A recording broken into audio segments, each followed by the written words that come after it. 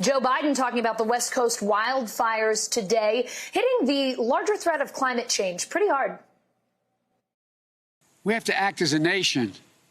It shouldn't be so bad that millions of Americans live in the shadow of an orange sky and they're left asking, is doomsday here? And I know this feeling of dread and anxiety extends well beyond the fires. We've seen record hurricane season costing billions of dollars as well. Think about that reality. Our fellow Americans are still putting things back together from the last big storm as they face the next one.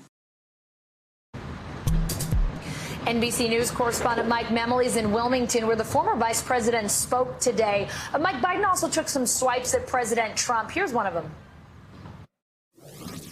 These are interlocking crises of our time. Requires action, not denial. Requires leadership, not scapegoating. The impacts of climate change don't pick and choose. That's because it's not a partisan phenomenon. It's science. But like with our federal response to COVID-19, the lack of a national strategy on climate change overall leaves us with a patchwork of solutions. As a matter of fact, it's been made worse by the changes this administration has made. Biden's also claiming that there are more climate change threats under Donald Trump's America. With all that's happening right now, Mike, the pandemic, protests, the economy, does the Biden campaign, think that climate change will be a major issue for voters come November? Yeah, absolutely, Allison. And, there are a few ways. Obviously, this campaign is never going to be a normal campaign like we've seen in past presidential election years. There are a couple signs, though, that we are getting something close to resembling normal. One is me doing live shots back-to-back with Vaughn Hilliard again. I feel like maybe we're back in Iowa, although the weather is a lot different. But secondly, what we're seeing just today with the Biden campaign adding this speech is, campaign changing its schedule to adapt to news that's breaking, and when they see an opportunity to really sharpen the contrast for voters between Joe Biden and President Trump. The Biden campaign intended to focus again this week on that issue of the economy we were talking about last week in Michigan. He's traveling to Florida tomorrow, to Minnesota later this week, with additional policy rollouts on the economy to come. But they added this event today because, as you heard Biden himself talk about it, the four crises America is facing, the pandemic, the economy, racial injustice, and also climate change, are actually interlocking crises, to use Biden's word. And so climate change was obviously the focus today. Biden really slamming the president for being a climate arsonist. But the through line between all these four issues, as Biden laid out, is not just that the president is in denial in some of these cases, is not being straight with the American public, but that in a lot of ways he's making this issue even worse. And so the Biden campaign really relishes the opportunity when they can show voters side by side president's leadership or lack thereof and what Joe Biden would be doing if he were president. They really seize those opportunities, and that's exactly what we saw from Joe Biden today.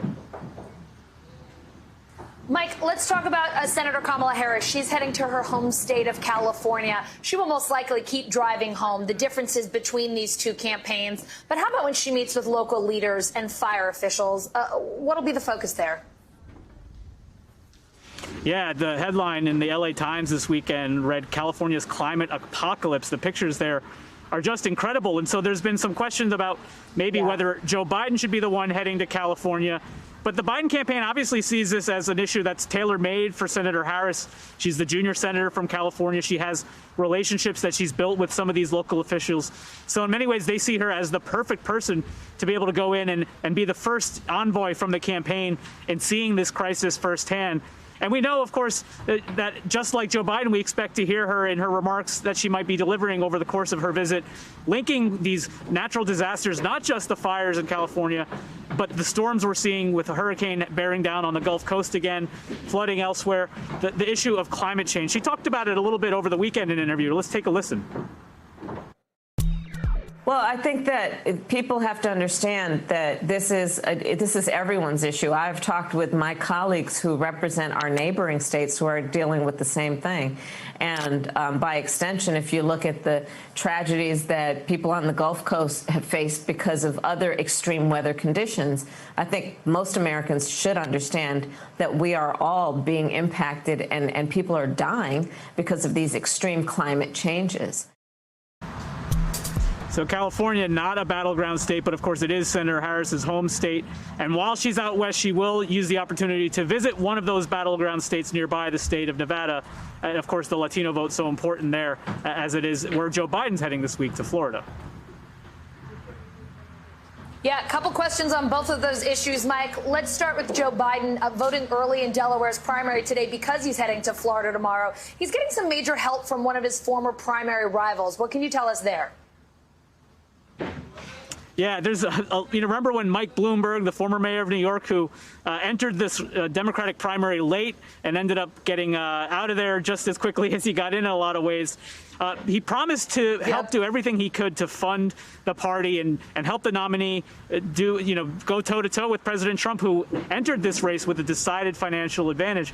A lot of questions about whether or not we were actually going to see that play out, but Bloomberg just this weekend announcing that he was going to give $100 million, put up that much money, both in terms of his own super PAC, but also donations to the Democratic National Committee and other relevant PACs, specifically focused on Florida. Now, why is that important? Well, of course, that money is huge. It's significant by any standard. It's more than we would see in entire campaigns in certain states. But the Biden campaign knows Florida is so critical. It could be the state that really calls this election early because of the early vote there. But they've always been wary about just the resources that it requires, even resources that the Biden campaign has to put into that, but that would come at the expense of maybe putting in the kind of financial investments they need to do elsewhere. And Bloomberg is explicitly saying with this money, I'm going to focus on the Latino vote. I'm going to focus on these expensive media markets throughout the state of Florida. He actually wants the Biden campaign to sort of hold his fire and use that money in other states to make sure that they're still putting in the kind of effort there. So Bloomberg really coming in at a critical moment, and I'm sure the president is taking notice and will have some comments as the days and weeks continue. Yeah, Mike, you mentioned the Latino vote. Besides the Bloomberg investment, the Biden campaign dropping a series of TV ads in Spanish in Florida. How would you describe the campaign's feeling about Biden standing with Latino voters? Are they worried? Well, a lot of Democrats are certainly nervous. We're hearing that across the board from party strategists, from other elected officials. It's really interesting that, Biden is leading in so many polls, both nationally and in key states and in a lot of key demographics. But Democrats being Democrats, they always tend to focus on the polls where they're weak, where they're not performing as well as they should. And the Biden campaign is certainly hearing a lot about the performance right now among Latino voters. We can take a look at this from our own NBC News Marist poll, which showed the state tied 48-48 between Trump and Biden, but Biden actually underperforming the president ahead among Latino voters. And the Biden campaign is really trying to race to catch up here. And their strategy is so interesting because in terms of the African-American vote, for instance, they're running a lot of national cable advertisement with the same message targeting African-American voters across the country.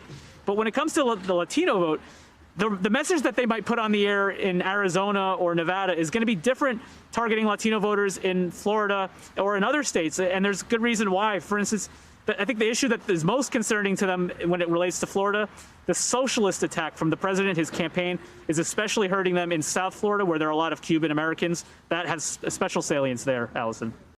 Hey, NBC News viewers, thanks for checking out our YouTube channel. Subscribe by clicking on that button down here and click on any of the videos over here to watch the latest interviews, show highlights, and digital exclusives.